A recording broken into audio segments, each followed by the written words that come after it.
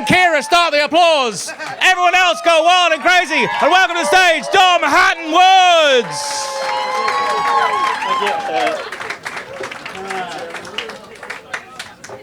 Yep. Evening all. Who are we? Oh, thanks, man. God, I love a Sunday crowd, because going out on the Saturday... Lads at the back. Thank you. I demand respect. No, Sunday crowds are great, man, because going out on a Saturday, if anything, compared to you guys, it's lazy, isn't it? Sundays, it's commitment.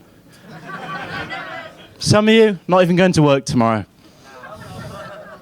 But I'm not from the north. I'm from a little place in the southwest called Somerset. We've had to move because in Somerset there's about 12 people. A little bit about Somerset. My parents met in Somerset, right? They went on their first date in Somerset, went on their first date, and then my mum didn't get a text from my dad for a year and a half. A year and a half. That's how bad the signal is. Yeah. So I'm in the north now. Then a lot of people call me Posh. Oh. Greeks love that one.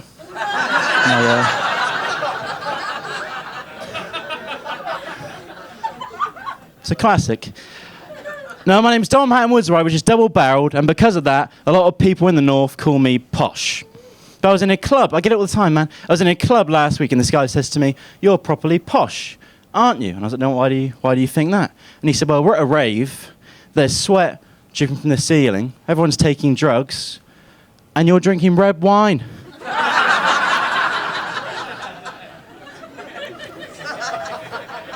And you've got a cheese board. I'd have left them, but I couldn't remember where I left my pony. I love that one, because there's a while where everyone's thinking, where is he going with this? Isn't there?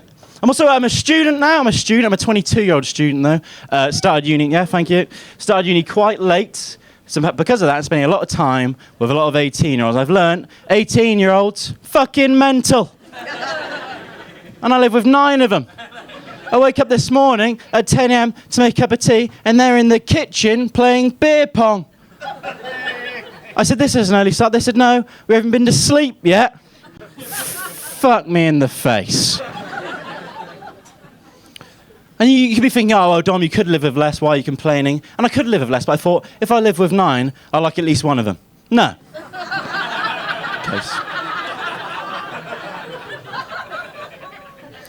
What really gets me, and they all go on about the freshers' flu. The freshers, if you don't know what this is, it's basically a hangover, right? And they call it a flu. The next day after a night out, they'll be like, I've got the freshers' flu today. Really coming down with the freshers' flu. I said, "It's not a flu, you're hungover." One of them complained so much, I'm sent her a get well soon card. I saw that same girl the night before do 5 grams of ketamine. Shut up. It's not a card she needs, it's a vet. And that same night, I was walking through the kitchen at 1 a.m. to check on my late night lasagna. And I overheard her say, she said, "I can't do ketamine off the table because that would be unhygienic." Because I don't know what's been on the table. Pretty sure the dealer didn't put the ingredients on the bag, but that girl, she's mental, and her name's Ruth. That's a real name because I don't give a shit about her. And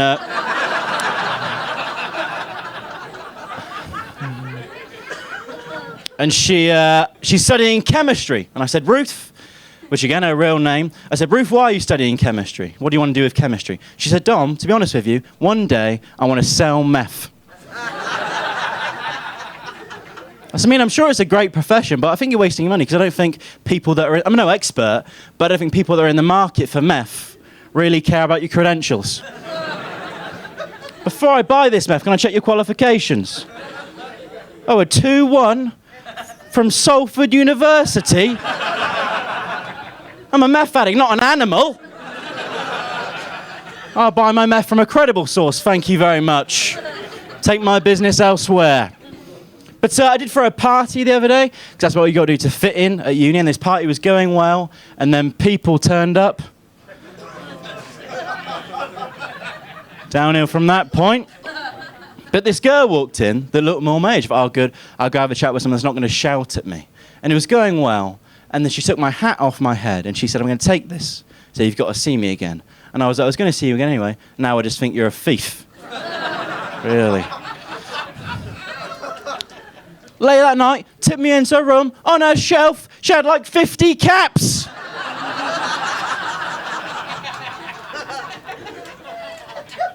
Into before and after piles.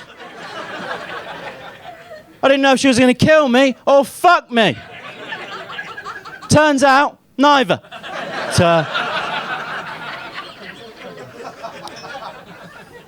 But they all love ketamine, man. They all love ketamine, right? They all love ketamine, which I don't understand, because, back in my day, when I was a kid, back in 2019, the drug we used to take was Ecstasy. We'd love Ecstasy. We'd go out, yeah! He's on it right now. We used to love Ecstasy, right? We used to love Ecstasy, and we'd go out, dance, take Ecstasy, we'd feel euphoric. Take Ecstasy, we'd club. But they go clubbing, and they take ketamine, which I don't understand. I've never been in a club at 3 a.m. and thought, you know what I need now? A drug that can tranquilize a horse. That's what I need. That's going to make this night in pop world much better. But one of them said to me, he said, Dom, the reason I don't take Ecstasy is because one day I was reading the paper, and I thought, come on, mate, you can't read. He said, I was reading the paper, and I saw a headline that said, young men that take Ecstasy are more likely to commit murder. We've all considered murder, but not on Ecstasy. Whenever I've done it, I just want to tell everyone how much I love them. I think the only way I could kill someone on Ecstasy would be by hugging them too hard. Broke his ribs. Remember the last time I took Ecstasy, right? A guy stole my phone. I called him a bad person.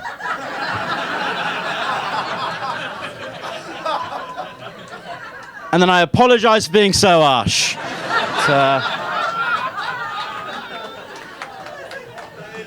And then in fairness, I killed him. But he said, that is good. Thanks, man. I'll put that on my quotes. But I've a little tip for you. I've been trying to save money recently.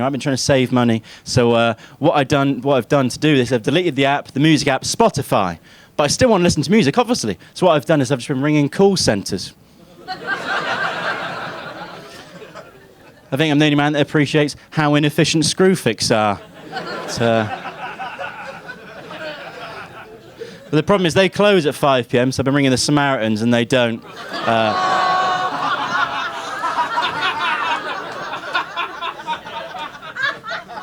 They don't appreciate it. Although, very efficient, I must say. So it's a scary world we live in now. Tell you who really scares me is people that take phone calls with Bluetooth headphones. Do you realise you look mental? I saw one on the way here and I thought, that's a very well-dressed crack addict. Just a normal bloke on the way back from work. Yeah, but any couples in? Just any hand up here? Yeah, I've got a little tip for you both if you want to spice things up. And anyone here is welcome to use this. Credit me, though. Well, really, it's a very good tip. So when one of you falls asleep, right, what you want to do is wake up. And then when they wake up, say, sorry, you looked really tired. You should get some sleep. It's a classic. And he just whispered in my ear, we're doing that later. But the problem, I did this to someone recently, I did this to a girl recently, and normally what happens is they wake up, and then they say, that was so funny, and we go out to sleep, and I say, no worries, thanks for playing. But I did this to someone recently, and she woke up and had a panic attack. I didn't know what to do, I panicked, ironically. I've no idea. I Googled on my phone, how to deal with a panic attack. And it said to deal with a panic attack, take deep breaths and count from 1 to 5. I thought, I don't see how it's going to help her, but I'll give it a good go. Didn't help. And then it said, to prevent future panic attacks, exercise regularly. So I thought, that looks awful. And I went for a run. And in my defence, came back 3 hours later, she was absolutely fine.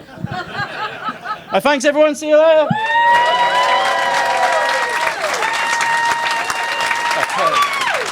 Tom Hatton-Woods!